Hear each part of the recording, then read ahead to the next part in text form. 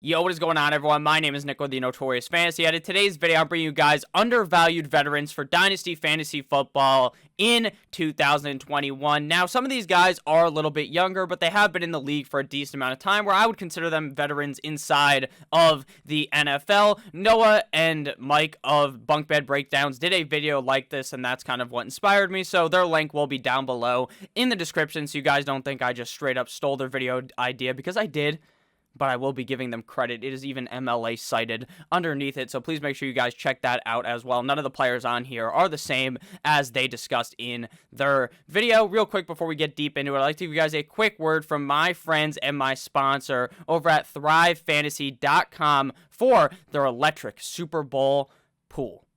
ThriveFantasy.com and I have partnered up for a Super Bowl pool event, and I got an offer that you guys cannot refuse. They have made the offer even better with code Notorious. When you are depositing or by clicking the link down below, you get an instant 100% deposit match up to $50, and with a $25 minimum deposit, you will earn a free entry into the $30K guaranteed contest. $30,000 goddamn dollars, which is normally a $50 fee to get into. Now you're getting in for free if you use code Notorious and deposit $25 and you are a new user. I would really appreciate if you guys went ahead and checked this out. I'll show you guys the game real quick. All you got to do is predict 10 out of 20 of these and pick the props, the over-unders. Patrick Mahomes over or under 320.5 passing yards plus rushing yards.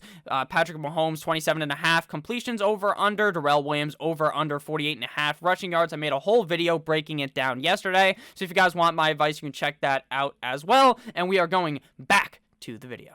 And we are back. Let's get into it. So again, this is really for Dynasty. You guys can go ahead and trade for these guys at good value, or if you're drafting, you'll be able to draft them at a much better value than you used to be able to due to them getting a bit older, or maybe they got injured and they're older players that just are not right now being perceived, at least in my opinion, as being as good as what their ceiling is for fantasy football in 2021. Beginning with Julio Jones, wide receiver out of Atlanta. Julio Jones has been a easy top 10 wide receiver pretty much every single year of his NFL career. It has been the easiest guess every single year. You don't even really have to guess. It was just a no-brainer. You go ahead and pick him every single year inside the first or second round, and he is going to return very solid value. Now, last year, obviously, that was not true, and as Julio gets up there in age, there's going to continue to be more questions about if it is worth it to draft Julio Jones or if it's worth it to trade for Julio Jones. Personally, if you're trying to win your league, if you have Julio Jones on your team, he will boost you up significantly. Now, last year, obviously, he wasn't all that much of a help due to his injuries occurring in the season. Julio Jones not necessarily a guy that's going to stay healthy all season, but when he plays, he is a mainstay in your lineup who has that potential to go off for 25 plus points on a weekly basis, finishing as wide receiver 52 in PPR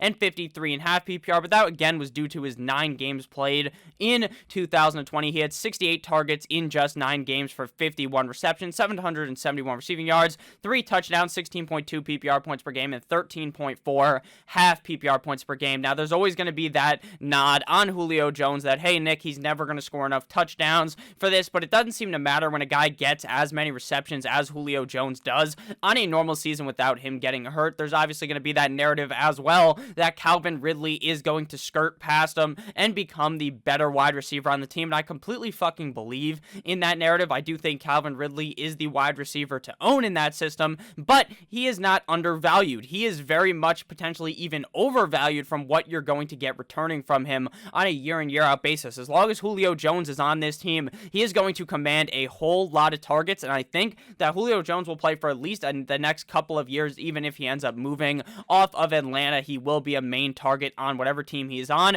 but as long as he's on Atlanta right now, I believe he'll play for the Falcons in 2021. You have to be very confident in Julio Jones in 2021 to really just take a monster step up from 2020 due to just playing much more games, 146.1 PPR points and 120.6 half PPR points. In fantasy football, at least for dynasty purposes, people get nervous when they have these old heads on their team. They're thinking, oh, Julio Jones is going to be gone in a few years. Maybe I'll just trade him for a second round pick, which is great value. Obviously, These guys are for teams where you're in a potential spot to win.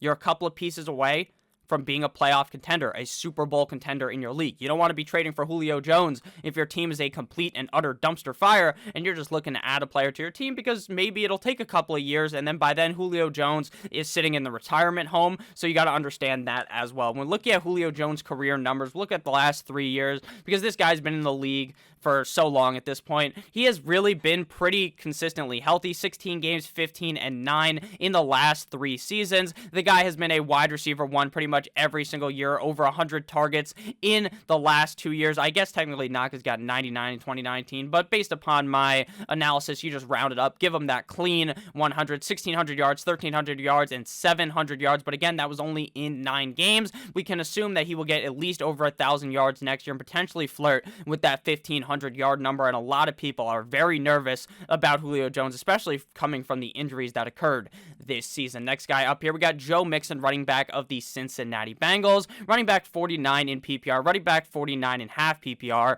in 2020. Now, this is under the assumption that the Cincinnati Bengals decide to draft offensive line or bring in offensive linemen in the offseason.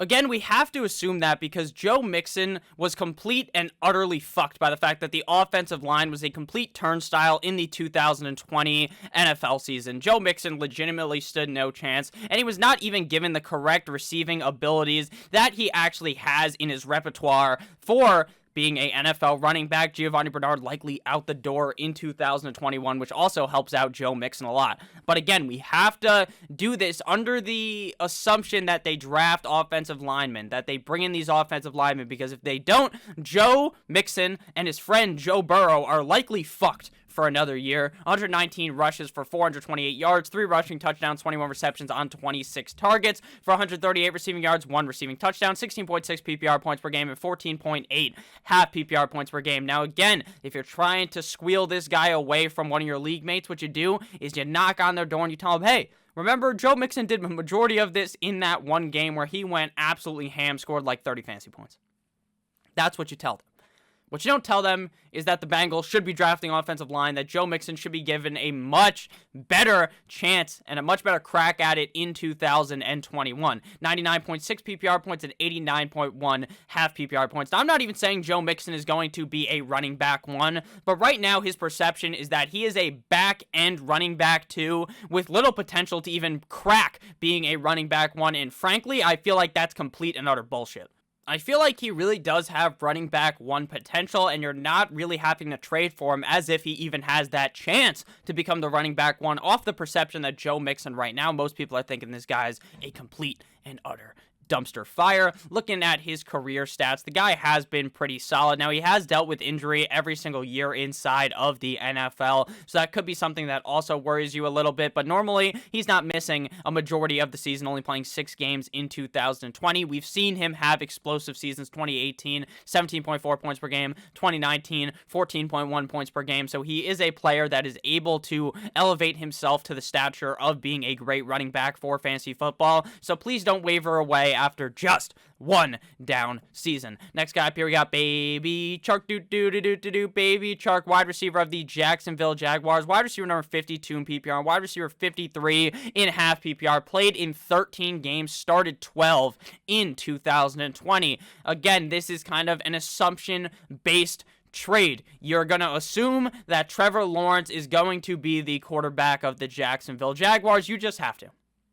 Because if they don't draft Trevor Lawrence, then the Jacksonville Jaguars deserve to be a complete and utter dumpster fire for the next 37 seasons of the NFL's history. 53 receptions, 93 targets, 706 receiving yards, and 5 touchdowns in 2020. Chark definitely had a downturn after an explosive 2019 NFL season, but I do think that DJ Chark is that kind of a player that does excel with a better quarterback. We saw with Gardner Minshew in 2019, he was very good, but now with Trevor Lawrence being there, that's an even bigger step up. And of course, we have to go ahead and think that Laviska takes the step up as well. So it's not that the best corners are always going to be on DJ Chark. This team is really on an upward spiral to a success story. So I think buying in right now would be the lowest you can get on a guy like DJ Chark. 11.8 PPR points per game and 9.8 half PPR points per game. Now, again, he was doing this with a carousel of quarterbacks. Mike Luton, Lutton. They had Gardner Minshew. They had Glennon.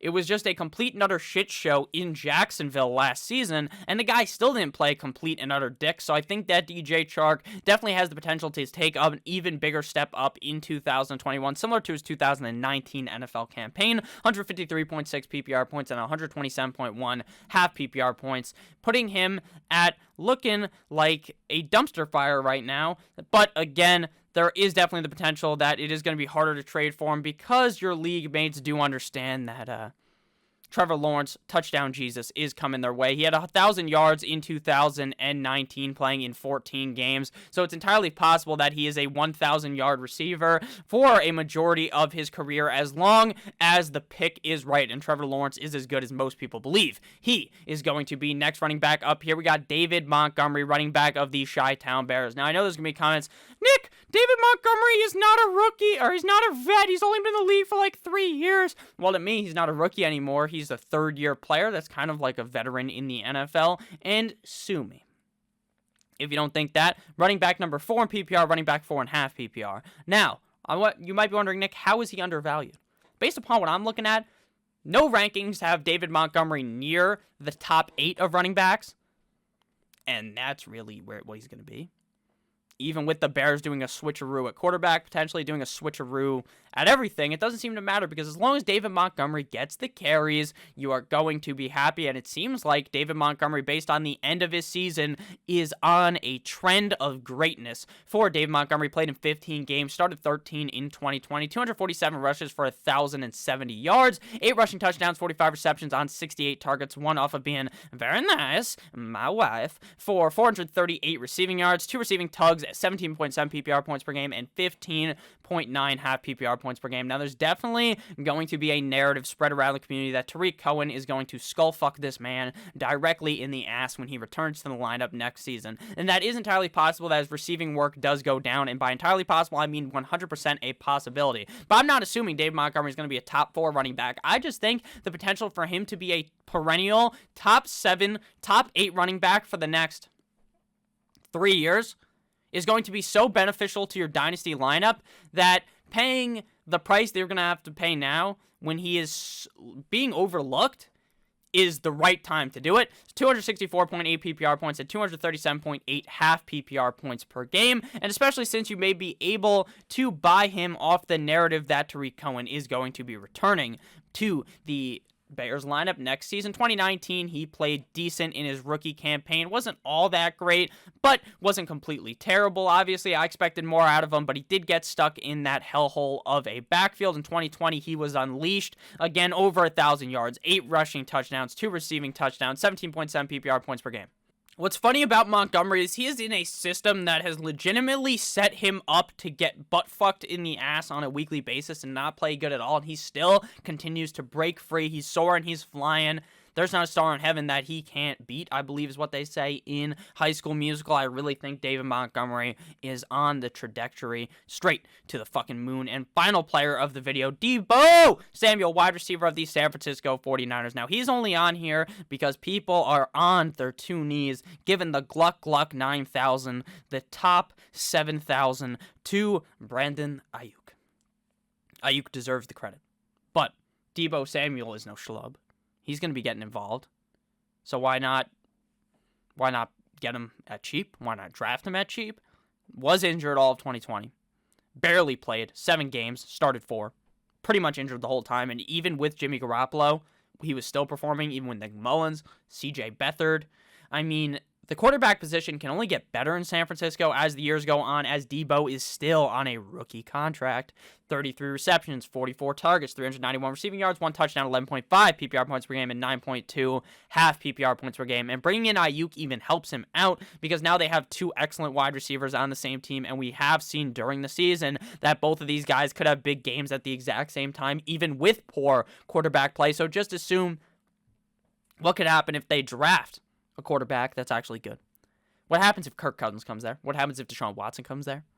It's going to be greatness for Deebo Samuel, 80.7 PPR points per PPR points total, and 64.2 half PPR points. We can see here in his rookie campaign, this guy was tremendous. 11 games started, 57 receptions, 81 targets, 802 receiving yards for 3 total touchdowns. And this guy's also a Swiss Army knife. He's going to get these jet sweeps, 14 attempts at rushing for 159 rushing yards and 3 touchdowns, 12.6 PPR points per game, 189 PPR points in that 2019 season. Again, I'm just going to be under the assumption that he's able to be healthy in 2021 and for the rest of his career and continue to put up those numbers that we saw in his rookie season with a much better quarterback that I assume they are eventually going to bring in because they can't keep Jimmy Garoppolo for that long. Thank you guys so much for watching. I love each and every single one of you guys. Have a great rest of your guys' day. As always, make sure you check out thrivefantasy.com. Link down below in the description. I love you all as always. Good boy.